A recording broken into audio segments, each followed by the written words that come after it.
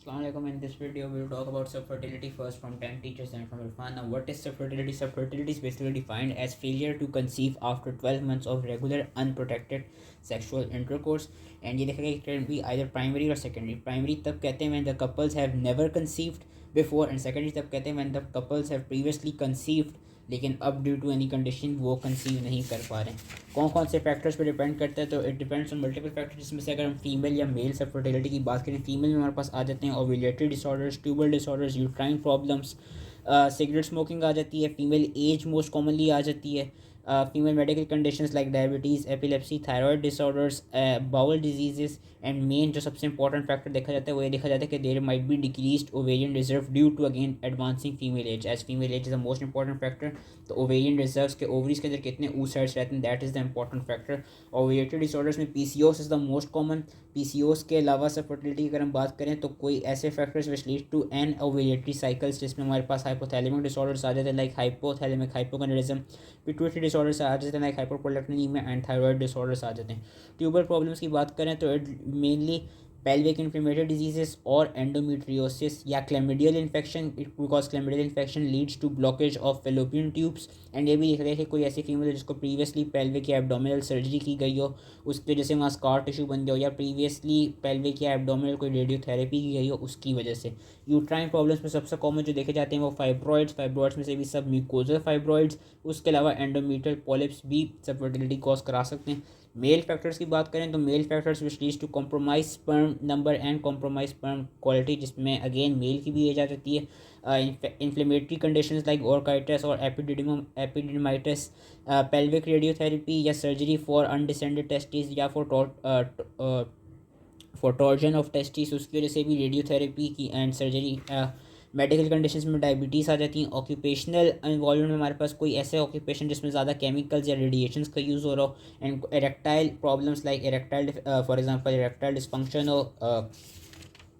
Dysfunction हो या problems with ejaculation अगर हो मेल को, तो दे और कॉरस्पॉन्ड टू मेल सब फर्टिलिटी। एंड साथ में जेनेटिक भी आ जाते हैं, मेल्स के केस में क्लाइनफिल्टर सिंड्रोम आ जाता है। So these are important. Investigation हम क्या क्या कराते हैं, वो फीमेल जिसके रेगुलर मेंस्ट्रुअल साइकिल्स हों उस फीमेल में हम serum FSH, serum estradiol, serum LH, anti mullerian hormone, and हम मिड ल्यूटियल प्रोजेस्टेरॉन डिटेक्ट करेंगे, मिड ल्यूटियल प्रोजेस्टेरॉन का टेस्ट करेंगे to see whether ovulation is occurring और नॉट। एंड जिन केसेस में इरेगुलर साइकिल्स हैं उनमें हम thyroid profile, prolactin profile and testosterone के लेवल्स कराते हैं। साथ में वो फीमेल्स जो कि अभी असिस्टेड रिप्रोडक्टिव टेक्निक्स की तरफ या आर्टिफिशियल रिप्रोडक्टिव टेक्निक्स की तरफ जा रही हैं, उनमें हम क्लेमिडिया की testing and viral screening like HIV, hep B and hep C की टेस्टिंग कराते हैं। एंड हम ट्रांसवेजाइनल अल्ट्रासोनोग्राफी भी करते हैं to detect your antral follicle count. Basically होता क्या है कि जो हमारी फीमेल्स होती हैं नॉर्मली उनके जो नंबर ऑफ oocytes होते हैं which are present in the ovaries, that is known as ovarian reserves. And normally ये जो ओवेरियन रिजर्व होता है it decline after the age of 35। अगर किसी यंग हेल्दी इंडिविजुअल में ओवेरियन रिजर्व कम है, it could be due to any genetic condition, could be due to any surgery following exposure to toxins, or could be due to any chemotherapy. Ovarian reserve basically helps to predict the response of ovarian stimulation in your assisted reproductive technique, जो कि अभी हम आगे IVF में पढ़ेंगे कि हम ovaries को किस तरह स्टिमुलेट करते हैं। एंड ये देखा गया कि जो एंट्रल फॉलिकल काउंट होती है, seen on transvaginal ultrasound, that is a good indicator of ovarian reserve. If it is less than 4 then basically इसका मतलब है कि लो ओवेरियन रिस्पॉन्स होगा, लो प्रोडिक्शन वैल्यू होगी। And if it's more than 16, if the antral follicle count is more than 16, इसका मतलब है कि जो ओवेरियन रिस्पॉन्स होगा फॉलोइंग ओवेरियन स्टिमुलेशन वो हाई होगा। तो मोर देन 16 होना चाहिए, लेस देन 4 नहीं होना चाहिए। ट्यूब्स का असेसमेंट हम किस तरह करते हैं, हम हिस्टेरोसल्फेंजियोग्राफी के थ्रू करते हैं, जो कि हम एक्सरे के थ्रू चेक करते हैं, जिसमें हम रेडियो ओपेक डाई डालते हैं एंड हम चेक करते हैं कि वो कहाँ तक फैला है, कि वो ट्यूब्स ब्लॉक तो नहीं है। या हम अगर हिस्टेरोसल्फेंजियोग्राफी नहीं तो हम हिस्ट्रो कॉन्ट्रास्ट साइनोग्राफी करते हैं, in which we basically use your ultrasound. अब ये याद रखना है कि ये जो हिस्टेरोसल्फेंजियोग्राफी एंड हिस्ट्रो कॉन्ट्रास्ट साइनोग्राफी जो है that basically checks your tubal patency, it doesn't checks your functionality of the tubes. तो ये नहीं मतलब अगर ट्यूब्स पेटेंट है तो वो ट्यूब्स फंक्शनल भी होंगी, बेसिकली ये पेटेंसी चेक करता है कि ट्यूब्स पेटेंट हैं या नहीं। Then we will come to, अगर हम ये थी फीमेल्स में, अगर हम मेल की बात करें तो मेल में जो सबसे मेन जो चीज़ हम कराते हैं वो हम उसका सीमेन फ्लूइड एनालिसिस कराते हैं। And semen fluid analysis should be done 2 to 4, it should be done in the scenario के 2 to 4 days abstinence from ejaculation should be done before providing the semen sample, के 2 से 4 दिन पहले ही should properly ablate abstinate from क्या कहते हैं ejaculation. And ये कि अगर तो initial serum fluid analysis serum की बात करूँ सॉरी, अगर तो initially semen fluid analysis abnormal आ भी जाए then it should be repeated after 3 months to allow adequate time for spermatogenesis.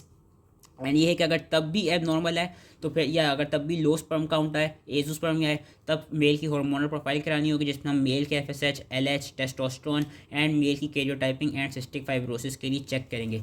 ये कुछ पैरामीटर्स होते हैं कि जो सीमन वॉल्यूम है that should B 1.5 millilitres, sperm concentration should be 15 million, total sperm number should be 39 million per ejaculate, 32% should be progressively motile, 4% should have a normal morphology and 58% should be vital, should be live, and जो pH है that should be more than 7.2. These are the parameters for semen fluid analysis. लेकिन कुछ जो हमारे clinicians होते हैं वो साथ में टोटल मोटाइल काउंट, वो साथ में स्पर्म की एंटीबॉडीज़ भी चेक करते हैं एंड साथ में ये भी चेक करते हैं कि whether there is presence of leukocytes और not to detect any inflammation. Management क्या होती है? मैनेजमेंट बेसिकली स्टेबल से पढ़ेंगे, मेडिकल आती है, सर्जिकल आती है, ओव्यूलेशन इंडक्शन इन दोस्त फीमेल जिनको ओव्यूलेटरी प्रॉब्लम्स हो। ओव्यूलेशन इंडक्शन के लिए जो सबसे कॉमन यूज़ करते हैं वो क्लोमिफेन सिट्रेट यूज़ करते हैं because it boost your FSH, लेकिन ये देखा गया कि it leads to multiple pregnancy, तो वो देखभाल ही करना होता है। एंड दोस्त फीमेल्स हुआ क्लोमिफेन रेजिस्टेंट, उनमें हम मेटफॉर्मिन या एरोमेटेज इनहिबिटर्स भी दे देते हैं। उसके अलावा हम इंजेक्टेबल गोनेडोट्रोफिन्स देते हैं। PCOS के केस में हम लेप्रोस्कोपिक ओवेरियन ड्रिलिंग कराते हैं। एंड ये है कि जिन फीमेल्स को एन ओव्यूलेशन और ड्यू टू हाइपोथैलेमस प्रॉब्लम, उन केसेस में हम ओव्यूलेशन इंडक्शन करेंगे यूजिंग इंजेक्टेबल गोनेडोट्रोफिन्स। ट्रीटमेंट मेन जो है वो स्टेबल से है। ट्रीटमेंट क्या है कि ओव्यूलेशन इंडक्शन, जिसमें वही मैंने क्लोमिफेन या FSH बता दिया। In cases of PCOS, intrauterine insemination with और विदाउट स्टिमुलेशन विद FSH। इसमें बेसिकली हम करते हैं कि यूट्राइन कैविटी में जो हमारे पास फ्रेशली प्रिपेयर्ड सैंपल होता है स्पर्म्स का, वो हम यूट्राइन कैविटी में by the use of catheter डाल देते हैं।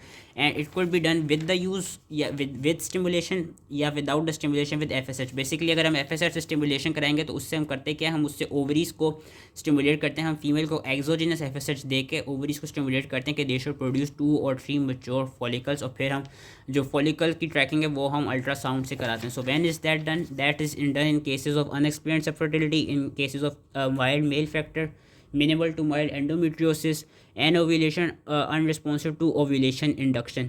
डोनर इंसेमिनेशन विद और विदाउट स्टिमुलेशन विद FSH, ये वही चीज़ है। इसमें बेसिकली हम कोई और मेल डोनर ले लें। बेसिकली जो कपल है, अगर कपल में एक मेल इनफर्टाइल है या मेल को एजोस्पर्मिया है, तो उस केसेस में हम कोई और मेल लेते हैं, कोई और मेल का स्पर्म लेते हैं जो कि पाकिस्तान में नहीं होता। वही उसके वो बताए हुए कि प्रेजेंस ऑफ एजोस्पर्मिया, कोई सिंगल वुमेन हो या ये है कि same sex couples for example lesbianism हो, अस्तगफिरुल्लाह, तो उस केस में ये होता है कि क्या कहते हैं डोनर इंसेमिनेशन भी करा सकते हैं। IVF की बात करें तो IVF की ही अभी हम इन डिटेल पढ़ेंगे। IVF done in those patients with tuber pathology, those patients who underwent the treatment of वो अंडरवेंट दीज प्रीवियस ट्रीटमेंट्स, लेकिन वो ना काम कर पाई हो, तो फिर उन केसेस में एंड क्या कहते हैं इसकी भी हम इन डिटेल बात करेंगे किस तरह परफॉर्म करते हैं। डोनर एग विद IVF भी वही है कि फॉर दोज फीमेल जिनको कोई प्रीवियस सर्जरी हुई हो, कोई कीमो रेडियोथेरेपी हुई जिसकी वजह से उनका जो ओवेरियन फंक्शन है वो अब एडवर्सली अफेक्टेड हो गया, या जिनकी एग क्वालिटी पुअर हो, फॉर एग्जांपल कोई ओल्डर फीमेल्स हो, उन केसेस में हम कभी कभी डोनर एग भी ले सकते हैं। फीमेल का अपना एग ही लेते हैं, हम किसी डोनर फीमेल का एग भी ले सकते हैं विद IVF।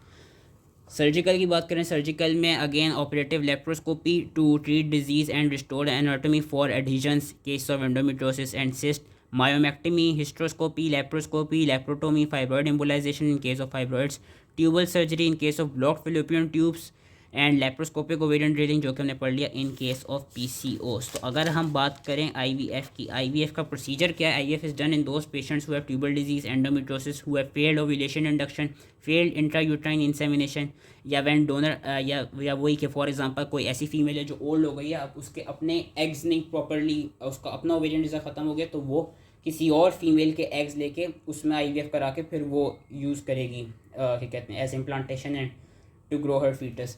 तो स्टेप्स क्या होते हैं? स्टेप्स इरफान ने भी बिल्कुल डिट्टो यही लिखे हैं, वहाँ से भी हम रिवाइज कर लेंगे। सबसे पहला स्टेप होता है कि पिट्यूटरी डाउन रेगुलेशन। हम पिट्यूटरी ग्लैंड में हम करते क्या हैं, हम गोनाडोट्रोफिन रिलीजिंग हार्मोन एगनिस्ट देते हैं ताकि they can block FSH and LH release, ताकि basically they can prevent the endogenous LH surge and they can also prevent your premature ovulation. इसलिए हम गोनाडोट्रोपिन रिलीजिंग हार्मोन एगनिस्ट देते हैं या हम गोनाडोट्रोपिन रिलीजिंग हार्मोन के antagonist देते हैं। उसके बाद हम क्या करते हैं, we control the ovarian stimulation. जो मैं पहले बता रहा था ना कि ओवरीज को स्टिमुलेट करेंगे क्योंकि ये असिस्टेड रिप्रोडक्टिव टेक्निक है। ओवेरियन स्टिमुलेशन को हम कंट्रोल इस तरह करेंगे कि हम डेली सबक्यूटेनियसली डोसेस देंगे गोनाडोट्रोपिन मेडिकेशंस की, एंड हम मल्टीपल फॉलिकल्स रिक्रूट करेंगे। किस तरह रिक्रूट करेंगे, हम क्लोजली उन फॉलिकल्स को मॉनिटर कर रहे होंगे with transvaginal ultrasound, and we would predict the number of follicles and the timing of the egg collection. Around 15 follicles are recruited.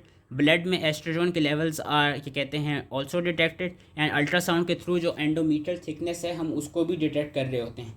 Pre mature ovulation को इनहिबिट करेंगे वही गोनाडोट्रोपिन रिलीजिंग हार्मोन एगनिस्ट की वजह से या एंटेगनिस्ट की वजह से।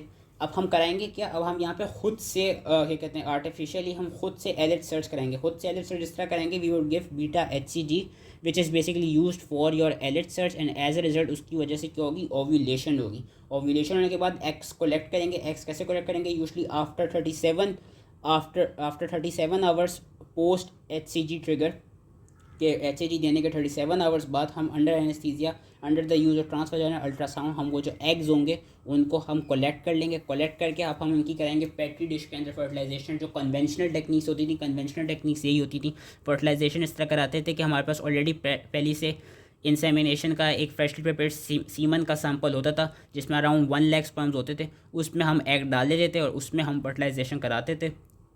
कभी कभी हम क्या कराते हैं, हम इंट्रासाइटोप्लाज्मिक स्पर्म इंजेक्शन भी कराते हैं, इन विच बेसिकली हम क्या करते हैं कि कोई ऐसा मेल है जिसको फर्टिलिटी का मसला है, जिसके स्पर्म काउंट लो है, तो उस केस में हम क्या करा सकते हैं, उस केस में हम उस मेल का एक सिंगल स्पर्म लेके वो जो सिंगल स्पर्म है वो किसी एक एग में इंजेक्ट कर सकते हैं फॉर फर्टिलाइजेशन। तो खैर हम ये फर्टिलाइजेशन करेंगे, हमने जो भी जितने भी एग्स लिए होंगे वहाँ से, क्योंकि हमने यहाँ पे अराउंड 15 फॉलिकल्स को वो कर रहे थे, मॉनिटर कर रहे थे, तो जितने भी एग्स हम लिए होंगे उनकी हम करेंगे फर्टिलाइजेशन कराने के बाद वो जब एम्ब्रियोज डेवलप होंगी उन एम्ब्रियोज को हम कल्चर करेंगे। एंड ये है कि जो फर्टिलाइजेशन होगी that should be check next morning, usually in the next morning. IVF में केसेस में देखा जाता है कि जो 60% केसेस होते हैं वो 60% हमारी जो एम्ब्रियोज होती हैं वो फर्टिलाइज कर चुकी होती हैं, एंड ICSI जो इंट्रासाइटोप्लाज्मिक स्पर्म इंजेक्शन है उस केस में भी 70% चांस होता है फर्टिलाइजेशन का। अब वो जो एम्ब्रियोज बन गई हैं उनको हम प्रॉपर अच्छे एक एनवायरनमेंट में, प्रॉपर स्ट्रिक्ट कंडीशंस में with proper temperature, pH, humidity and oxygen concentration हम उनको कल्चर करेंगे, and then these embryos they may be transferred back into the uterus after 2, 3 और 5 days of the development. Usually ये होता है कि जब 5 डेज हो जाते हैं इन एम्ब्रियोज के डेवलपमेंट के, देन हम उनको वापस फीमेल्स के यूट्रस में डाल देते हैं। एंड एम्ब्रियो का ट्रांसफ़र होता है किस तरह, it is done transcervically through your trans abdominal ultrasound. Embryo cryopreservation हो सकता है कि जो हमने जो पेट्री डिश में जितनी भी बनाई थी, हो सकता है कि यहाँ पे हमारे पास 5-6 एग्स आए हों, वो 5-6 एग्स प्रॉपर हेल्दी फर्टिलाइज हो गए हों, 5-6 एम्ब्रियोज हो गई हों। सो वी कैन डू इस कि हम एक एम्ब्रियो को फीमेल के यूट्रस में डालें, वेरस जो बाकी हमारे पास एम्ब्रियोज बची हैं उनको हम प्रिजर्व कर दें, उनको हम फ्रीज करके क्रायो प्रिजर्व कर दें उनको, ताकि हम उनको हम फ्यूचर के लिए कभी यूज़ कर सकें। And luteal face support is this कि बेसिकली अब होता क्या है, क्योंकि हमने नॉर्मल फिनोमेना को हटा दिया है, यहाँ पे कोई कॉर्पस ल्यूटियम डेवलप हुआ नहीं क्योंकि हमने खुद से एलर्ट सर्च कराई थी, तो अब यहाँ पे वो कॉर्पस ल्यूटियम का जो फंक्शन है वो मेंटेन करने के लिए हम क्या करेंगे, अब हम इस फीमेल को प्रोजेस्टेरॉन के इंजेक्शंस देंगे, प्रोजेस्टेरॉन देंगे, एंड हम साथ में जब हम यूट्रस के अंदर डाल देंगे अपनी उसको, जब हम यूट्रस के अंदर डाल देंगे एम्ब्रियो को, देन हम चेक करेंगे कि वेदर प्रेगनेंसी हुई है या नहीं। We would check the pregnancy test will be perform around 14 days after your embryo transfer. बाकी फिर assisted reproductive technology success rate से ही बताए हैं कि अगर हम IVF under the age of 35 कराते हैं so there is 40 to 45% success chance, and whereas अगर हम age above the age of 40 कराते हैं so there is only 15% success chance. And ये है कि विद IVF एक, क्योंकि हम यहाँ पे गोनाडोट्रोपिन रिलीजिंग हार्मोन के एगनिस्ट दे रहे हैं, तो उससे एक साइड इफेक्ट आ सकता है जो डेवलप हो सकता है, that is ovarian hyper stimulation syndrome, के ओवरीज हाइपर स्टिमुलेट कर सकती हैं, and that would present as ascites in large multifollicular ovaries, pulmonary oedema and coagulopathies, जिसके में फिर पेशेंट को एडमिट करके उसको प्रॉपर्ली ट्रीट करना होगा। अलग से और भी उन्होंने ये बताई हैं टेक्निक्स बताई हैं, सरोगेसी बताई है। सरोगेसी भी वही है कि अगर फीमेल इनफर्टाइल हो तो फिर कोई और फीमेल अपने उसमें वूम में फीटस को डेवलप करके वापस इनफर्टाइल कपल्स को दे देती है। अगेन पाकिस्तान में नहीं होता। ये है अडॉप्शन की टेक्निक्स आप करवा सकते हैं। एंड लास्ट जो pre implantation genetic testing. Pre implantation genetic testing is basically done in IVF के IVF कराने के बाद before we transfer the embryo to uterus, हम जिन पेशेंट्स में हमें लग रहा हो कि इनमें कोई जेनेटिक कंडीशन है, कोई जेनेटिक डिसऑर्डर है, तो हम उन एम्ब्रियोस में डिटेक्ट कर लेते हैं वेदर उन एम्ब्रियोस में वो जो फर्टिलाइज होकर डेवलप हो गई हैं उन एम्ब्रियोस में तो कोई जेनेटिक डिसऑर्डर नहीं आया। तो that is pre implantation genetic testing. And अगर कोई डिसऑर्डर आया होगा तो हम उन एम्ब्रियोस को नहीं यूज़ करेंगे, जिन एम्ब्रियोस में नहीं आया होगा उन एम्ब्रियोस को हम यूज़ करके यूट्रस में डाल देंगे। So that was all from 10 teachers. Now we will do it from Irfan. So subfertility is the failure to conceive more than 1 year of unprotected regular intercourse. Primary का मतलब है कि पहले प्रेगनेंसी स्टैब्लिश हो गई थी, पहले कंसीव कर लिया था। सेकेंडरी का मतलब है कि प्राइमरी का ये मतलब है कि पहले प्रेगनेंसी स्टैब्लिश नहीं होती, पहले कभी कंसीव नहीं किया था। एंड सेकेंडरी का मतलब है कि प्रेगनेंसी पहले कहते हैं स्टैब्लिश हुई थी, पहले कंसीव किया गया था। Fecundability is the likelihood of conceiving within 1 menstrual cycle. Usually जो कपल्स होते हैं, अगर हम अनप्रोटेक्टेड सेक्सुअल इंटरकोर्स की बात करें तो 70% दे क्या कहते हैं 70% कपल्स में विद इन 6 मंथ्स वो हो जाती है, कंसेप्शन हो जाती है। 80% विद इन 12 मंथ्स एंड 90% विद इन 24 मंथ्स। रिस्क फैक्टर्स की बात करें तो female age is the most important factor. फिर male age, frequency of intercourse भी देखा गया कि अगर इंक्रीज फ्रीक्वेंसी होगी तो इंक्रीज चांस होगा। And maximum efficacy if the intercourse at least every क्या कहते हैं ऑल्टरनेट डे भी किया गया हो। टाइमिंग ऑफ द इंटरकोर्स के increase chances during peri ovulatory period के बिफोर ओव्यूलेशन अगर इंटरकोर्स किया जाए तो ज़्यादा चांस है। Smoking, stress, alcohol, caffeine, abnormal BMI, these are all the risk factors. Female fertility is due to disorders of ovulation, impaired oocyte production, tubal dysfunction and disorder of implantation. Disorder of ovulation में यही है कि it could be due to hypothalamic pituitary factors या due to clinically ovarian factors. ये बताया हुआ सबसे most common ovarian factor is your PCOS। अगर हम पिट्यूटरी के लेवल पे बात करें तो hyperprolactinemia, hypogonadotropic hypogonadism, hypothyroidism, Turner syndrome. Diagnosis में हिस्ट्री किस तरह लेंगे कि हम पहले फीमेल की एज चेक करेंगे duration of subfertility and उसकी क्वार्टर फ्रीक्वेंसी, पूछेंगे मेंस्ट्रुअल साइकिल की regularity in last LMP, pelvic pain के बारे में, cervical smear history, previous pregnancies, history of ectopic pregnancy, previous tubal और पेल्विक सर्जरी, प्रीवियस और current STD, previous pelvic inflammatory disease, previous fertility treatment and general gynecological history. And examination में भी हम BMI, signs of hyperandrogenism, visual field effects, thyroid disease, pelvic examination to exclude obvious pelvic pathology, cervical smear and chlamydia की screening करेंगे। Investigation वही है कि जिनकी regular cycle हो उनमें FSH, LH और एंटीमिलेरियन हार्मोन कर रहे हैं एंड एस्ट्रोजन भी करते हैं। जिनकी इरेगुलर साइकिल हो उनमें थायराइड प्रोफाइल, प्रोलेक्टिन और टेस्टोस्टेरोन करते हैं। इन्फेक्शन स्क्रीनिंग का ये बताया गया कि before going to assisted reproductive techniques हम क्लेमिडिया की, HIV की, HEP B और HEP C स्क्रीनिंग कराते हैं। प्रोजेस्ट्रोजन के लेवल का ये बताया गया कि हम मिड लूटियल फेज में वो करते हैं टू कंफर्म कि ओव्यूलेशन हो रही है नहीं हो रही। एंटीमिलेरियन हार्मोन का ये बताया गया कि it is helpful in assessment of ovarian reserve, it is independent of menstrual cycle and most successful biochemical marker of your ovarian reserve. And जो ट्रांसवेजाइनल अल्ट्रासाउंड उसमें भी बताया गया कि हम basically provides assessment of ovarian morphology and enteral follicle count which is important parameter of ovarian reserve and helps to predict the response to ovarian stimulation in your assisted reproductive techniques। अगर less than 4 होगा तो लो response है, more than 16 है तो high response है। Treatment ovulation induction सबसे main है कि हम PCOS के लिए क्लोमिफेन से ट्रीट देते हैं कंसिडरिंग के नॉर्मल ट्यूबल पेटेंसी और नॉर्मल सीमन फ्लूइड एनालिसिस हो। मैकेनिज्म ऑफ एक्शन ये बताया गया कि एंटी एस्ट्रोजेनिक एजेंट है, action hypothalamus and pituitary and inhibits the normal feedback loop of oestrogen with resultant increase in gonadotropin releasing hormone FSH and LH। they stimulate the ovary to secrete more follicles। Success rate ये है कि 70% will have ovulation, 50% will be pregnant with in 6 months. Complications क्या है कि multiple pregnancy जो मैंने कहा था मेनली देखी जाती हैं। Women should be monitored by ultrasound to track the growth of their follicles, identify the time of ovulation and reduce the risk of multiple pregnancy.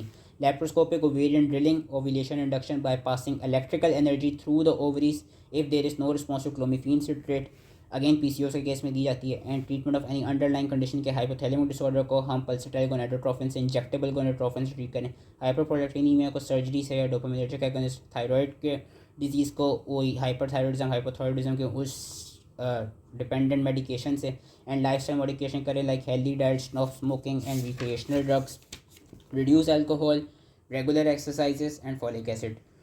Tubular and uterine dysfunction की वजह से जो फर्टिलिटी होती है उसमें ट्यूबल डिस्फंक्शन आ जाती है due to adhesions from pelvic inflammatory disease, rupture appendix, peritonitis, endometriosis और क्लैमिडिया का infection. Uterine problems like fibroids में से मोस्ट कॉमन सबम्यूकोजल हैं and intramural fibroids of more than 5 centimetre.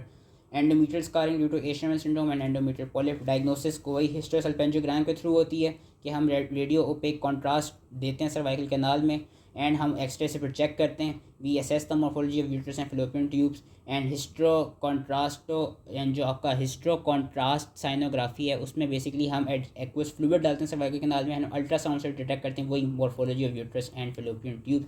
Laparoscopic and dye insufflation which is the gold standard method यही है कि after pneumoperitoneum is created by laparoscopy हम एक blue dye inject करेंगे uterine cavity में. Normal test यही कि अगर तो डाई ने डिस्टेंड कर दिया ट्यूब्स को एंड एब्डोमिनल कैविटी में स्पिल्ड आउट हो गया, एब्डोमिनल टेस्ट ये कि वो अगर ट्यूब्स तक नहीं पहुंच सका है तो उसका मतलब है कि ट्यूब्स में कहीं पे ब्लॉकेज आई हुई है. Treatment depending upon the cause adhesions की एडिजियोलाइसिस, ब्लॉक ट्यूब्स की ट्यूबल सर्जरी, एंडोमेट्रियोसिस की लैप्रोस्कोपिक एब्लेशन एंड फाइब्रॉइड्स की मायोमेक्टमी, हिस्टेरेक्टमी, एम्बोलाइजेशन, वो सारी हमने पढ़ ली ही टेबल से. मेल से फर्टिलिटी के स्पर्म क्वालिटी पर डिपेंड करती है एंड उसमें भी क्या क्या फैक्टर्स आ जाते हैं. Age, inflammation like orchitis, hepatitis, testicular trauma, varicocele, pelvic radiotherapy, genetic Klinefelter syndrome, ejaculate dysfunction like erectile dysfunction, medical condition like diabetes and occupational की कोई रेडिएशन हुआ हो या कोई केमिकल से एक्सपोजर हो चुका हो. सीरम एनालिसिस का वो जो टेबल में दिया हुआ था वही वाला सीरम एनालिसिस है. हाँ, बस अलग से यहाँ पे नोमेनक्लेचर बताया हुआ है कि normozoospermia is when there is normal ejaculate as defined by the reference values. Oligozoospemia is when the sperm concentration is less than the reference value. When the sperm concentration is less than 15 million, then oligozoospemia. Asthenospermia when sperm motility is less than reference value. When sperm motility is less than 32%. And teratozoospermia is when the sperm morphology is less than 4%, then it is known as teratozoospermia. Azoospermia का मतलब बिल्कुल absent sperms हैं and aspermia का मतलब there is no ejaculate. And oligoasthenoteratozoospermia के इन तीनों ये जो फैक्टर्स हैं ये रिड्यूस हुए हैं. इन्वेस्टिगेशन जो मेन है वो है सीमन फ्लूइड एनालिसिस के in all cases of fertility work which should be provided after 2-4 abstinence from ejaculation. अगर initial abnormal है तो repeat the examination within 3 months to allow time for spermatogenesis. and अगर तब भी abnormal है तो फिर perform serum FSH, LH, testosterone karyotyping अगर Klinefelter सस्पेक्ट कर रहे हो एंड cystic fibrosis की स्क्रीनिंग. मैनेजमेंट जो जनरल है वो treat the underlying medical condition. हम मेडिकेशन को रिव्यू करें. ये वाली जो दवाएं हैं दे कैन ऑल्सो कॉज स्पर्म की मोटिलिटी, स्पर्म का जो काउंट है उसको डिक्रीज करा सकते हैं. इसमें हमारे पास alcohol, anabolic steroids, cimetidine, spironolactone and alpha beta blockers and antidepressant जो कि इजैकुलेटरी डिसफंक्शन कराते हैं ये आ जाती हैं. लाइफस्टाइल मॉडिफिकेशन कराएं like stop smoking, decrease alcohol consumption. Medical treatment ये है gonadotrophins in hypogonadotrophic hypogonadism and sympathomimetics in retrograde ejaculation. Surgical treatment to relieve any obstruction, vasectomy का रिवर्सल या वेरिकोसील का रिपेयर. Assisted के all fertility treatments in which sperm and oocytes are handled with the aim of achieving pregnancy. Assisted में जिनके हमने नाम याद रखने हैं उसमें IVF the most common, donor insemination, gamete and zygote intrafallopian transfer and साथ में intracytoplasmic sperm injection. इन 5 के नाम हर हाल में याद रख लेने. IVF का वही है कि involves extraction of oocytes, fertilization in laboratory and trans-cervical transfer of embryo in uterus. कब करते हैं? जब ट्यूबल डिजीज़ हो, मेल फैक्टर फर्टिलिटी हो, एंडोमेट्रियोसिस हो, फेल्ड ओव्यूलेशन इंडक्शन हो, फेल्ड IVF हो चुका हो या decrease fecundity with increase maternal age. Success rate यही है कि अगर मटर्नल एज मोर देन 35 है तो 40 to 45% लेस देन 35 है तो 40 to 45% सक्सेस रेट है. अगर मोर देन 40 तो 15% है. एंड क्या कहते हैं success rate also depends upon क्या कहते हैं इफ वेदर कोई प्रीवियस प्रेगनेंसी ओकर एंड क्या कहते हैं on to the duration of your subfertility. And अगर हम यहाँ पे वही IVF के एम्ब्रियो ट्रांसफ़र साइकिल, ये बिल्कुल वही साइकिल है जो 10 टीचर्स में लिखी हुई थी कि पहले हमने कंसल्ट किया, हिस्ट्री ली, बेसलाइन FSH लेवल्स लिए, सीमेन एनालिसिस लिया, पेल्विक अल्ट्रासाउंड कराया. पहला स्टेप वही पिट्यूटरी डाउन रेगुलेशन कराई by either gonadotrophin releasing hormone agonist in non pulsatile form या एंटेगोनिस्ट. फिर ओवेरियन स्टिमुलेशन कराई कि डेली हमने वो इंजेक्ट किया सबक्यूटेनियसली. अल्ट्रासाउंड करते रहे to track follicular development and prevent over और अंडर स्टिमुलेशन. 15 फॉलिकल्स को रिक्रूट किया एंड हमने सीरम में एस्ट्राडायोल लेवल्स चेक करते रहे एंड ट्रांसवाजाइनल अल्ट्रासाउंड भी किया. वही प्रीमेच्योर ओव्यूलेशन को इनहिबिट किया. ओव्यूलेशन का ट्रिगर कराया विद HCG. oocyte को कलेक्ट किया by ultrasound guided needle aspiration about 37 hours after the trigger. फिर उनको हमने पेट्री डिश में वही इंसेमिनेशन के थ्रू उनको फर्टिलाइज कराया. कन्वेंशनल टेक्निक यही कि अराउंड 1 लाख स्पर्म्स होते हैं एंड इंट्रासाइटोप्लाज्मिक में ये होता है कि सिर्फ एक individual sperm is inserted directly into the cytoplasm of oocyte. Fertilization next morning check की जो रेट है वो 60% है with IVF, 70% with ICSI. Embryos को इंक्यूबेट किया हमने इन स्ट्रिक्ट कंडीशंस के proper temperature, pH, oxygen they के they can be transfer back into uterus after day 2, 3 और 5 ऑफ डेवलपमेंट। यूजली डे 5 में करते हैं क्योंकि बेस्ट चांस होता है इम्प्लांटेशन का। फिर एम्ब्रियो ट्रांसफर किस तरह करते हैं? यूजिंग का trans cervical catheter, trans abdominal ultrasound के थ्रू। लूटियल सपोर्ट यही कि फिर अब हम क्योंकि कॉर्पस लूटियम बनेगा नहीं तो हम एक्सोजिनस प्रोजेस्टेरॉन देंगे। एंड प्रेगनेंसी टेस्ट हम कराएंगे by urinary pregnancy test after 14 days after the embryo transfer. Complications क्या क्या हो सकती हैं? Multiple pregnancy, ectopic pregnancy, ovarian hyper stimulation syndrome के जिसमें वही abdominal pain, ascites, coagulopathy, pulmonary oedema होगा। अल्ट्रासाउंड में मल्टीपल ओवेरियन फॉलिकल्स मिलेंगे। प्रिवेंशन की यही कि by low dose stimulation, ultrasound monitoring and gonadotropin releasing hormone antagonist should be used instead of the agonists. Other procedures वही बताएं, मैं इनको एक रीड दे देते हैं कि इंट्रासाइटोप्लाज्म स्पर्म इंजेक्शन के एक सिंगल स्पर्म इंजेक्ट किया जाता है cytoplasm of each oocyte requires. इसमें एक एडिशनल स्टेप ये रिक्वायर्ड होता है कि इसमें हम ये करते हैं कि जो जब हम करा रहे होते हैं बेसिकली ICSI जब करा रहे होते हैं तो वो जो कुमुलस क्योंकि जो एग होता है oocyte is surrounded by some cells, तो उन सेल्स को हमने पहले रिमूव करना होता है और फिर डायरेक्टली एग के अंदर हमने जो स्पर्म है उसको इंजेक्ट करना होता है। इंडिकेशन यही है कि man with severely abnormal semen parameters previously failed IVF, couples who don't prefer to use donor sperm and couples that have low yield of eggs at egg retrieval. Intrauterine insemination वही है कि हम क्या कहते हैं जो प्यूरिफाइड स्पर्म का sample है वो हम डायरेक्टली यूट्रस में डाल देते हैं एंड हम वही FSH से ओवरीज को स्टिमुलेट करा सकते हैं। एंड अगर ओवरीज को स्टिमुलेट कराया गया तो फिर हम उनको फर्दर HCG से ओव्यूलेशन को ट्रिगर करेंगे एंड अल्ट्रासाउंड के थ्रू हम प्रॉपर ट्रैकिंग रखते रहेंगे। इंडिकेशन यही कि जब mild male factors of fertility हो, अनएक्सप्लेन्ड हो, माइल्ड एंडोमेट्रियोसिस हो एंड क्वाइटल डिफिकल्टीज हो। डोनर इंसेमिनेशन वही कि आप किसी डोनर का स्पर्म या कभी कभी आप ये कहते हैं किसी डोनर का इंसेमिनेशन इसके आप किसी का डोनर का जो स्पर्म है वो आप यूज़ करें। गैमीट डोनेशन इसके आप किसी डोनर का एग यूज़ करें फीमेल का। फॉर एग्जांपल अगर किसी फीमेल को जेनेटिक कोई सिंड्रोम हो like Turners fragile x syndrome या उसकी कोई सर्जरी हुई है जिससे ओवेरियन रिजर्व कम हो गया, उस केस में वो कोई डोनर फीमेल का एग यूज़ कर सकती है। एंड यही है कि हम IVF कराने से पहले प्री इम्प्लांटेशन जेनेटिक डायग्नोसिस करते हैं जो कि मैंने सारा बता दिया था कि technique to identify genetic defects in embryos created through IVF का। एंड हम क्या कहते हैं बेसिकली हम इसमें करते क्या हैं कि ताकि reduce the occurrence of genetic diseases. Biopsies are usually done at cleavage site by PCR or FISH techniques. Indications यही couples with family history of X-linked disorders, couples with chromosomal translocations with autosomal recessive या autosomal dominant disorders, and जो sex selection है of the embryo through pre-implantation genetic diagnosis that is illegal. तो I hope ये easily समझ में आ गया हो सब fertility and thank you.